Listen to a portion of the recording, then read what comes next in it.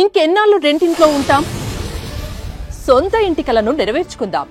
Suman TV biggest property expo October 18, 19 HSCC Novotel Hyderabad. ఇప్పుడే free entry కోసం call చేయండి.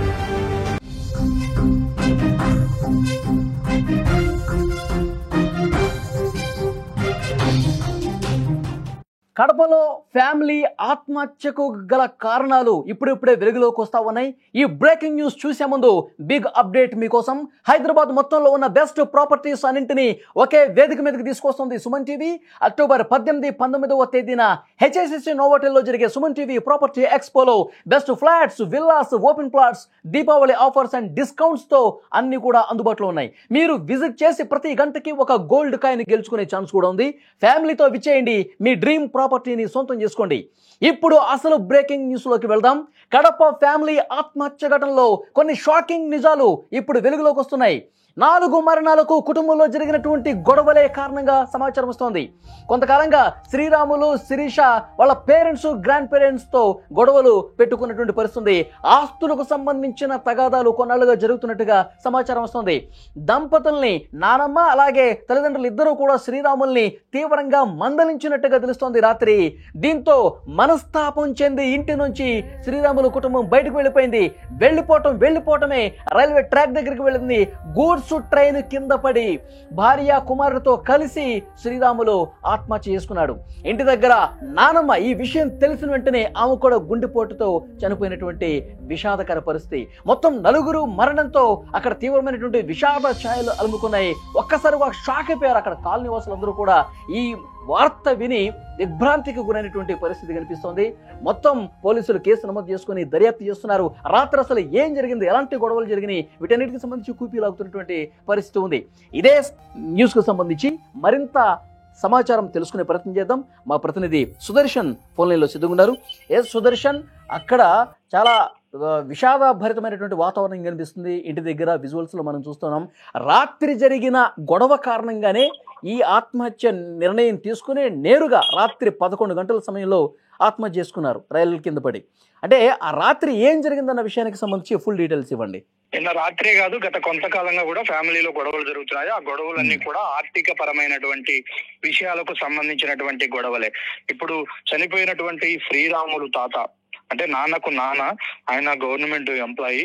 ఆయన హయాంలోనే వాళ్ళ నాన్నమ్మ కూడా గవర్నమెంట్ ఎంప్లాయీ. వాళ్ళ హయాంలోనే కొన్ని ఆస్తులు సమకూర్చి పెట్టారు, సంపాదించారు. అయితే తర్వాత వాటిని తన కొడుక్కి అంటే శ్రీరాములు తండ్రికి ఇప్పటికీ కూడా ట్రాన్స్ఫర్ కాలేదు. శ్రీరాములు తండ్రి నుంచి ఇప్పుడు శ్రీరాములకు కూడా రాలేదు.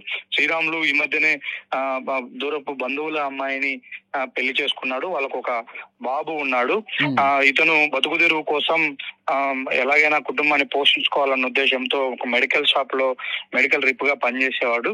అయితే ఆ డబ్బులు సరిపోవట్లేదు, కొంత డబ్బులు సాయం చేస్తే నేనే ఓన్ గా మెడికల్ షాప్ పెట్టుకుంటాను అంటూ కూడా ఒక ప్రతిపాదనను నానమ్మ తాత దగ్గర అలాగే తల్లిదండ్రుల దగ్గర పెట్టాడు. అయితే వాళ్ళు దానికి అంగీకరించట్లేదు.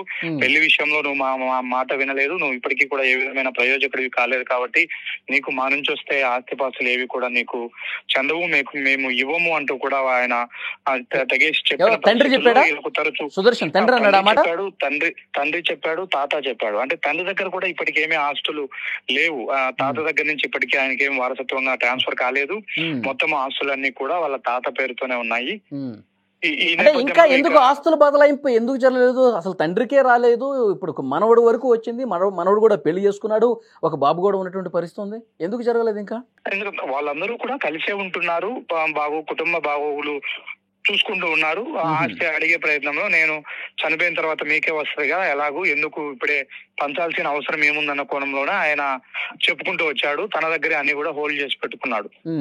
ఇంకొకటి ఏంటంటే తన కొడుకు శ్రీరాములు గాని ప్రయోజకుడు కాలేదు, వీళ్ళు ఓన్ గా సంపాదించుకునే పరిస్థితి లేదు అన్న ఒక అసంతృప్తి ఆయనలో ఉంది. వాళ్ళపైన ఎప్పుడు కూడా ఆ కోణంలోనే చూస్తూ వచ్చాడు.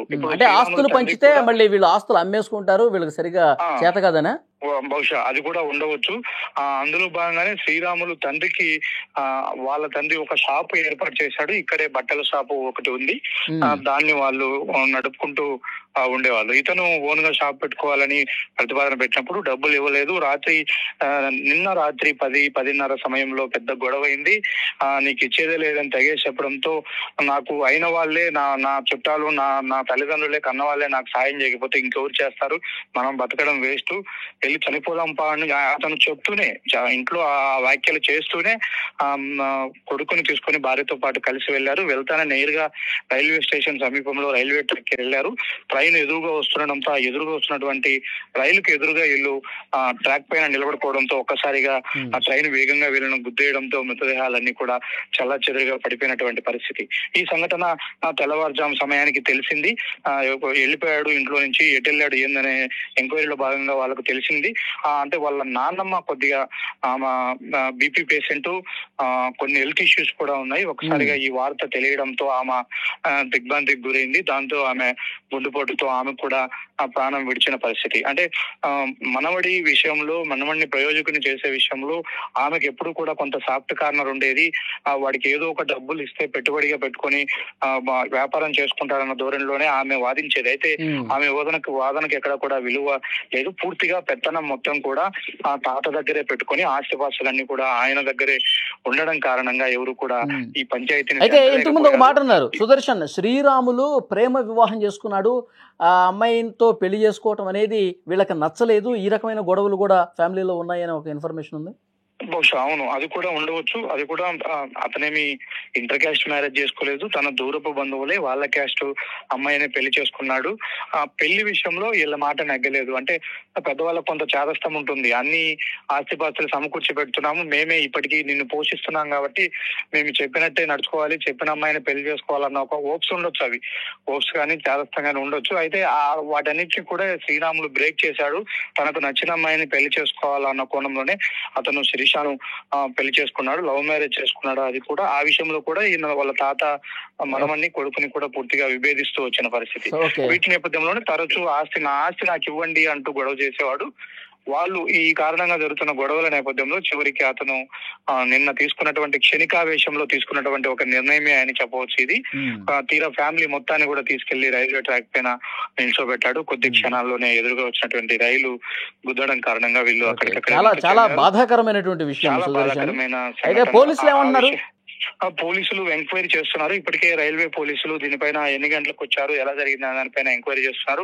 స్థానిక పోలీసులు కూడా విచారణ చేస్తున్నారు. ఇప్పటికీ ఆ 3 మృతదేహాలు కూడా పోస్ట్ మార్టం నిమిత్తం అక్కడే కడపలో ఉన్నటువంటి రిమ్స్ మార్చిరీలో ఉన్నాయి. ఇప్పుడు వాళ్ళ నానమ్మ దాన సంస్కారాలు ఇంటి దగ్గర జరుగుతున్నాయి. వాళ్ళ పోస్ట్ మార్టం ప్రక్రియ అయిపోయిన తర్వాత బహుశా వాళ్ళ దాన సంస్కారాలు రేపు ఉండే అవకాశం ఉంది. ఓకే సుదర్శన్, మరింత ఇన్ఫర్మేషన్ కోసం మళ్ళీ ఒకసారి కాంటాక్ట్ అవుతాం. అది కడపలో ఒక దారుణమైనటువంటి ఘటన. అంటే ఆస్తులకు సంబంధించినటువంటి కారణంగానే తెలుస్తోంది. ఆస్తులు పంచివ్వలేదు. తను ఒక మెడికల్ షాపులో ఉంటాడు, మెడికల్ షాపులో పనిచేస్తాడు. నాకు ఏమైనా ఆస్తి భాగం నాకు రావాల్సింది ఇస్తే నేను ఓన్గా మెడికల్ షాప్ పెట్టుకుంటాను కదా అని చెప్పి కొన్ని రోజులుగా అడుగుతా ఉన్నాడు.